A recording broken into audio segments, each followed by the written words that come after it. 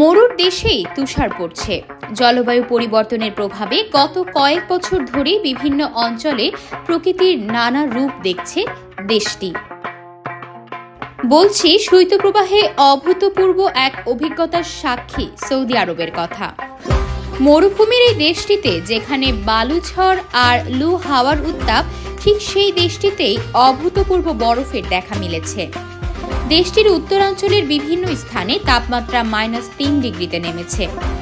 সোমবার গালফ নিউজের এক প্রতিবেদনে এই তথ্য জানানো হয়েছে।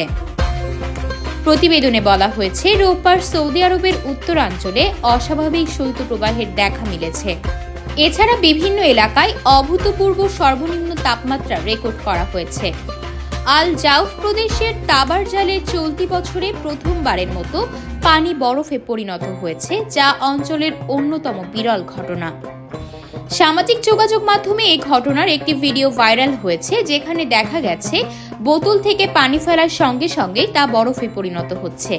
এছাড়া উত্তর সীমান্ত প্রদেশ তুরাইফে সর্বনিম্ন -3 ডিগ্রি সেলসিয়াস রেকর্ড করা হয়েছে।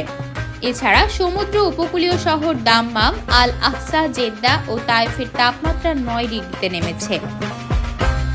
সৌদি আরবের আবহাওয়া বিভাগ জানিয়েছে, সাইবেরিয়ান অঞ্চলের শীতল এই অঞ্চল দিয়ে প্রবাহিত হওয়ার কারণে এমন পরিস্থিতির সৃষ্টি হয়েছে। এছাড়া মঙ্গলবার পর্যন্ত তাবুক, আল জাউফ, হাইল এবং উত্তর সীমান্ত প্রদেশ সহ উত্তরাঞ্চলে তাপমাত্রা 0 থেকে -3 ডিগ্রির মধ্যে থাকতে পারে বলে পূর্বাভাস দেওয়া হয়েছে। একই সাথে শৈত্যপ্রবাহ অব্যাহত থাকতে পারে বলেও জানানো হয়েছে।